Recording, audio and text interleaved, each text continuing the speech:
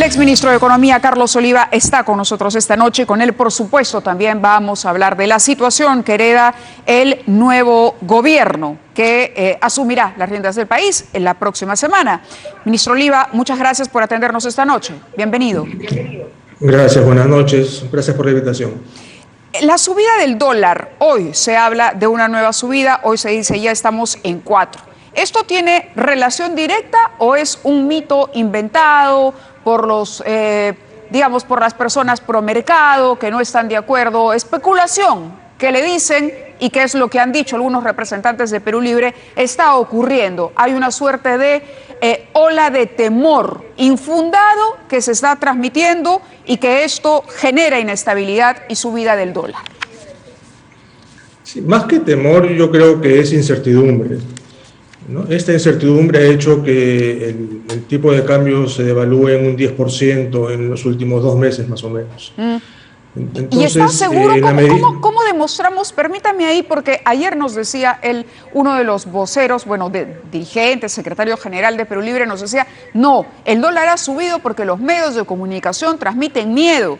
Están mintiendo, dicen que el gobierno es un cuco y el gobierno no es un cuco y hay algunos empresarios y está Alicor promoviendo este miedo. Pero realmente, ¿por qué sube el dólar y usted qué aconsejaría a la gente que hoy no sabe qué hacer, comprar, vender dólares, guardar soles o guardar dólares?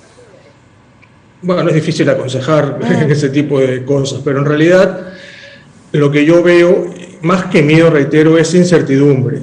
En la medida en que empiecen a saberse los nombres de las personas que van a dirigir al país, me refiero al gabinete principalmente, pero también al Banco Central, a la Superintendencia de Bancos, y se vea cuál es la política de gobierno, que realmente todavía no se tiene muy claro de lo que se trata, esto va a tender a estabilizarse de una u otra manera, ¿no? Si el mercado percibe que estamos yendo hacia un centro, hacia una moderación, yo no dudo que el tipo de cambio vaya a bajar, no sé si a 3.70, pero por lo menos a esos niveles.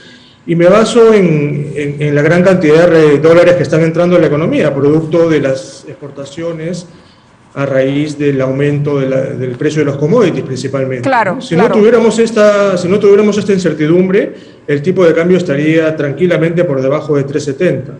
Sin embargo, reitero que el no saber lo que va a pasar hace que la gente compre dólares y por eso sube el precio del dólar, ¿no? Y la manera de verificarlo es viendo la caída de las reservas internacionales que ha habido, ¿no? La última vez que revisé eran como 7.000 y pico de millones de dólares que han caído las reservas, y eso es básicamente gente y empresas que están comprando dólares y los están llevando afuera. ¿A usted le han ofrecido en algún momento ser parte del gabinete? No me han ofrecido. No. Siempre hay rumores y consultas totalmente informales, pero no he recibido ninguna llamada de ninguna de las personas encargadas de tomar esa decisión, ¿no? ¿Y tampoco ha hecho alguna sugerencia al respecto? No, como digo, yo no he hablado ni con el señor Castillo, ni con el señor Cerrón, ni con nadie, digamos, ningún congresista, ni nadie, ningún vocero, ni nada por el estilo. Yo le comentaba a nuestro invitado anterior, al ingeniero Márquez, él decía que le había expresado el temor y la preocupación de la cantidad de gente que había tenido problemas incluso para comer en el primer trimestre del año. Y que él le respondía algo así como que él solo se va a quedar 5 años, en fin, y la advertencia de la famosa Asamblea Constituyente. ¿Por qué la Asamblea Constituyente es un ruido para la economía? Pareciera que Perú Libre no es muy consciente de que ambas cosas van ligadas, y me parece, y eso se lo digo yo con mis fuentes, que mucha gente se ha negado a formar parte del equipo, gente valiosa, con experiencia, con conocimiento en gestión pública, precisamente porque no se da el brazo a torcer, ni por lo menos se aplaza esta idea. Y esto se ha convertido como en la piedra en el zapato para conformar un gabinete a estas alturas ya del cambio de gobierno. Sí, ahí hay 2 temas. Primero, que yo soy de las personas que cree que no es necesaria cambiar la Constitución para llevar al país a una senda de bienestar, de crecimiento, de desarrollo. y mucha gente piensa como yo, ¿no? Realmente, más allá de algún cambio en algún artículo que se pueda hacer, sobre todo en la parte de política, los contratos, digamos.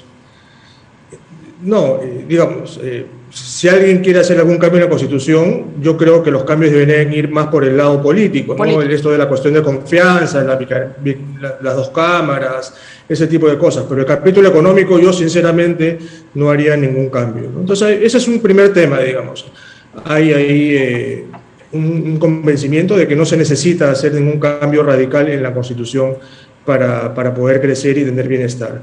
Y por otro lado, solo el hecho de entrar en un proceso constituyente tiene dos problemas. El primero, que no existe un mecanismo legal, tendrían que pasar muchas cosas, principalmente la aprobación del Congreso, y eso no está claro que se pueda lograr. Sí. Y en segundo lugar, eso es un proceso que dura 2 o 3 años, y en todo ese lapso, claro, nadie sabe qué cosa va a salir de esa Constitución. Y naturalmente, si no hay algún tipo de previsibilidad sobre el futuro, pues el consumo y la inversión se retrae, y eso va a ser muy malo para la economía. Sí, porque nadie sabe qué va a pasar. Y entonces, ¿qué hacemos? Guardar pan para mayo es una de las opciones, se reduce el consumo, y la otra es no arriesgar capital, por lo tanto, reducción de la inversión. Uno de los puntos que más molesta o inquieta a Perú Libre es el referido en la Constitución a los contratos, sobre todo para la administración de las concesiones de los recursos naturales. Y se dice que estos contratos no pueden ser considerados inamovibles, intocables, contratos ley. ¿Cuál es el riesgo de modificar ese capítulo en la Constitución para la inversión? ¿Por qué no terminan de entender que esto sí tiene un impacto negativo para las inversiones que están en curso en este momento, los proyectos que se están desarrollando y para los futuros? Yo creo que sí debe haber algún tipo de conocimiento al respecto, ¿no? Cualquier cambio de contrato unilateral no es beneficioso para la sociedad, digamos, ¿no? Imagínese una persona que tiene un crédito en un banco y está pagando 200 soles todos los meses. ¿Qué sentiría si de repente el banco le dice, ¿sabes qué? Ya no vas a pagar 200, vas a pagar 400 o 500. ¿Tú crees que esa persona estaría tranquila? Obviamente que no, ¿no? Claro. Es algo de sentido común. Entonces uno de manera unilateral no puede cambiar un contrato. Ahora, puede sentarse a conversar y si hay mutuo acuerdo, pues se pueden hacer algunas cosas, como se hizo en el 2011 en el tema de los convenios de estabilidad minera, por ejemplo, ¿no? Pero eso fue Claro. un proceso de una negociación, pero no fue nada unilateral. ¿Y por qué se habla de un entreguismo de la Constitución de nuestros recursos a las grandes empresas extranjeras? No sé, la verdad, ¿por qué dicen eso? A mí no me Digamos, parece, ¿no? si usted comparara, para ponerlo en sencillo, si usted comparara, por ejemplo, la situación en la que los inversionistas participan en Perú en actividades de ese tipo, exploración, explotación, hidrocarburos, minerales, etcétera, con lo que ocurre en otros países de la región, ¿usted diría que el Perú se encuentra dentro de los estándares o es un país difícil para la inversión o es un país más bien en el que todo el mundo siente que se gana mucho y en desmedro del país? ¿Cómo calificaría usted el marco jurídico para la inversión del Perú en comparación a otros? Porque por algo hay deseo de cambiarlo. Sí, yo lo veo apropiado en el sentido de que hay igualdad de condiciones para los peruanos y los extranjeros. ¿Por qué? Porque eso genera competencia, ¿no? Y la competencia es buena. Y nosotros somos un país que tiene escasez de capital. Necesitamos necesariamente capital del extranjero. No podemos encerrarnos y tratar de que solo los peruanos puedan financiar la inversión en este país. Claro. ¿No? Y ha pasado en los últimos 20 años. Hemos tenido grandes flujos de inversión que han permitido generar empleo, generar riqueza, etcétera.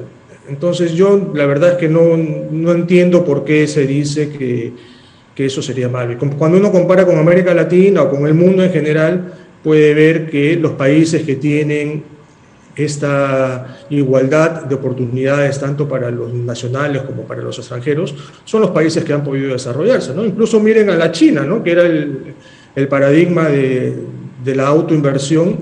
En los últimos 30 años abrió su economía y su economía ha explotado, digamos, ha crecido cualquier cantidad. Entonces, si la China lo está haciendo, no entiendo por qué nosotros iríamos en la dirección contraria. De acuerdo, le agradezco mucho al exministro Carlos Oliva haber estado con nosotros, capítulo importante para todos entender que las implicancias sí existen y que en realidad no hay cuerdas separadas aquí.